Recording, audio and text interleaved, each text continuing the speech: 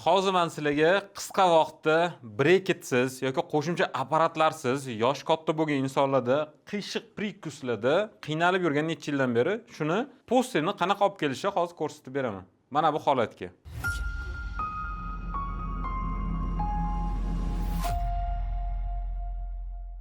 Bu bemorga qancha vaqt ketgani, shu holatlari, qiyshiq prikus holatlaridan, chaynolmay qiynalganlaridan poster holatga kelganini qancha vaqt ketganini tushuntirib beraman. Birinchi navbatda bemorni biz tekshirganimizda ularda bir necha yildan beri qiyshiq prikus, обратный deydi. Mana shu zonada, oldingi tishlar zonasida mana 3 ta tish va bitta tishimizda yana bir qismi teskari qoplanishda prikusda turibdi.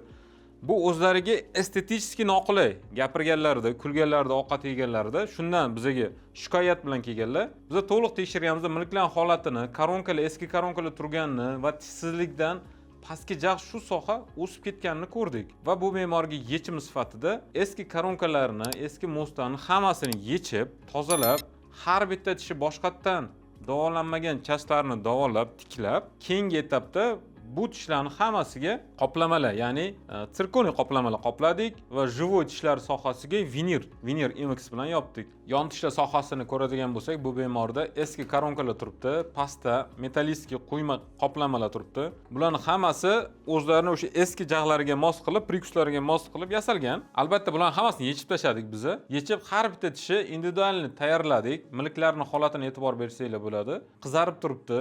Plombalar, eski plombalar turibdi. Обратный tishlarda o'sha tepa jag'larida, oldingi tishlar, frontalniy tishlar zonasida eski plombalar turibdi. Bu yerlarda tishlar nervlari olingan edi. Nervlar yo'q edi uje. Faqatgina biz buni boshqatdan lecheniya qildik. Bu zonani ham ko'rsanglar bo'ladi. Tishsiz yurganliklari va обратный prikus hisobiga juda ham yaqinlashib qolgan. Bu zonada tishlar bo'lmagani hisobiga pastki tishlar o'sib tepaga tegib qolgan. Mana hozir og'iz ochgan holatni ko'rsanglar bo'ladi.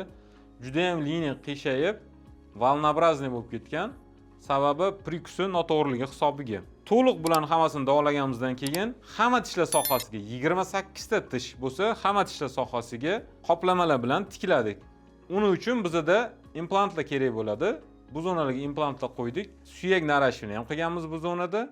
Liniyalarni to'g'rilab, maksimal holatlarda milklarni korreksiya qilganmiz albatta. Shundan keyin biz bitta qilib keramический koronkalar qo'ydik. Mana ko'rsanglar bo'ladi, hozirgi holatlari juda ham chiroyli chiqqan. Chunki prikuslari to'g'rilandi, hech qanaqa breket taqqanlari yo'q, hech qanaqa apparatlar taqilgani yo'q, yoki yana bitta narsa, hech qanaqa xirurgicheskiy hech narsa qilingan yo'q, qo'shimcha operatsiyalar qilingan yo'q. Faqatgina biz implantatsiya qilganmiz, suyak narashini qilganmiz va tishlarni to'liq bitta qatorga qilib prikuslarni to'g'rilaganmiz. Bu juda ham yaxshi estetik va tez tiklanishi natijasi deb bilaman. Bu bemorimizga taxminan mana e'tibor bersanglar, bu zonalarda qanaqa o'zgarishlar bo'lganini, jag'lari ko'tarilgan, prikuslarning ko'tarilganligi hisobiga bemalol bu zonada ham chaynash imkoniyati paydo bo'ldi bu bemorda. Va bu zonani e'tibor beringlar. Oldin koronkalar turganida, metallistki koronkalar, bu joyda eski keramический koronkalar turganda, o'zlarining tishlarida eski plombalar turganda, bu bemorimizga taxminan 6 oycha vaqt ketdi. Chunki implantatsiya suyak o'stirishdan keyin ularni kutib, keyin to'liq qilib qopladik 28 ta keramический koronkalar bilan. Natijani ko'rib turibsizlar, shu holatga keldi. Bu zonadagi muammolar va bu zonadagi va asosan oldida bemor qoniqtirmagan, o'sha e'tirozlarga sabab bo'lgan shu zonadagi обратный prikus to'g'ri holatga keldi va bemor juda ham xursand. Hozirgacha har 6 oyda kelishadi, ko'rsatib turishadi, rezultatlari, natijalari stabilniy. Agar sizda ham tishlaringiz bilan bog'liq muammolar bo'layotgan bo'lsa yoki o'sha kulayotganingizda, ovqat yeyotganingizda yoki estetik nuqsonlar bo'layotgan bo'lsa, biz City Dental klinikamiz bilan sizga xuddi shunaqa ishlar qilib berishga tayyormiz. Uning uchun mana shu quyidagi raqamlar bilan bog'lanib yozilsangiz bo'ladi.